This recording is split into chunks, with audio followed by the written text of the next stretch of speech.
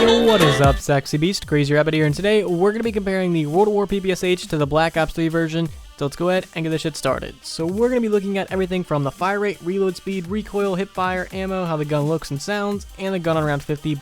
And we're not going to be looking at damage because Jason Blundell himself said that the stats were just carried over from World at War, so really the only difference is Double Tap 2.0. So let's go ahead and start off with the Unpack Punch version, and let's start with the fire rate. So we compare both these weapons side by side. I start shooting at the exact same time, and the World at War version definitely has a superior fire rate. It gets done shooting faster. That fire rate is just so fast, man. I love the World at War PPSH for that. That's like one of the reasons I fell in love with this weapon back then, which is because it had such a fast fire rate that just reminded me of an MG42 without all the cons of the MG42. And I think that's why a lot of people fell in love with this PPSH. And in Black Ops 3, they kind of nerfed the fire rate a little bit. Really wish they had it. That's like one of the main things that I loved about the PPSH was that fire rate. But, you know, what are you going to do? So when it comes to fire rate, the World War PPSH is definitely the winner. Alright, so now let's take a look at reload speed. When we reload the weapons at the exact same time, the Black Ops 3 version is going to get done just a little bit quicker, which can always save your life. So you always want a faster reload speed. You don't want to be like spending 20 years reloading the Gorgon or the Browning or the HVK or something like that. So you definitely want a faster reload speed, and the Black Ops 3 version is definitely the winner.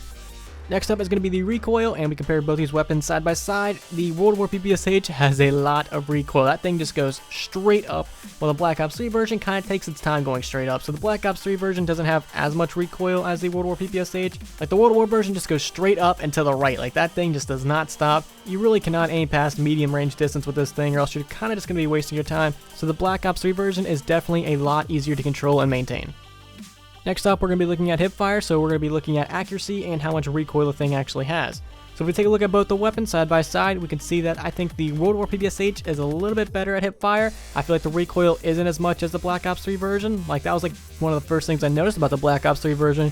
When I first got it, I was like, okay, hipfire, and my aim just went straight up. I feel like the hipfire recoil is just way too ridiculous on the Black Ops 3 version. I feel like it's just really unnecessary.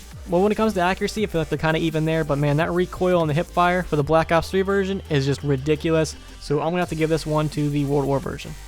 So when it comes to ammo for the Unpack Punch version and Pack Punch version, I'm kind of just going to give it a draw in all honesty. They contain basically like the same amount of ammo. When you Pack a Punch, the World War version and the Black Ops 3 version, the Black Ops 3 version is going to carry 11 more bullets, which really doesn't even matter. Like once you get up there, those 11 shots aren't going to do anything. So when it comes to ammo, I'm just going to say they're both tied.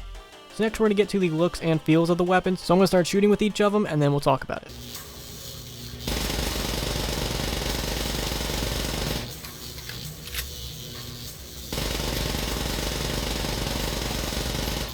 Headless Hell Pig is favorite Hell Pig.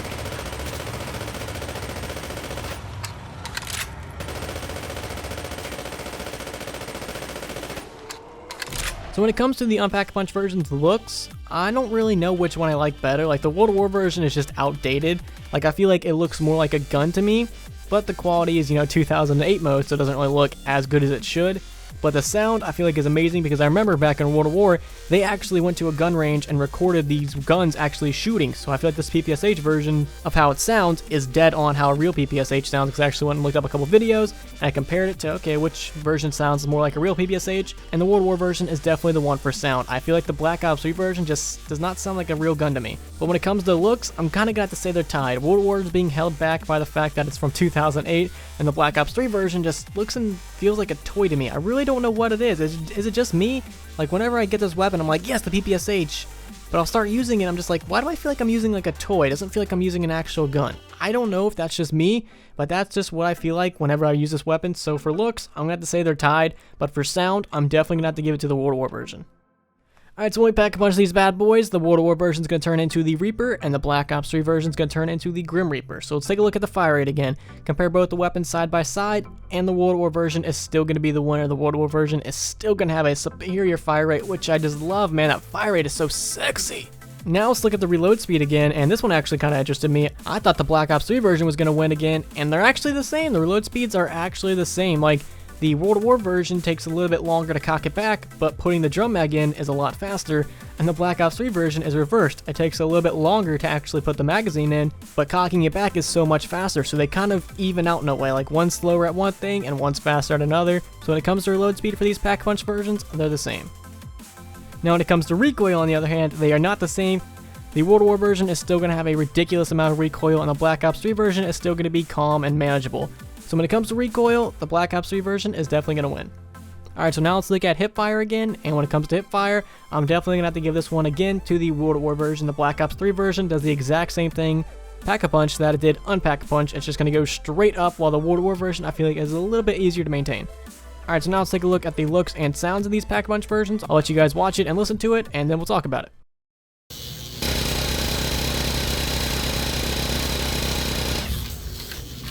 It does not appreciate your touch.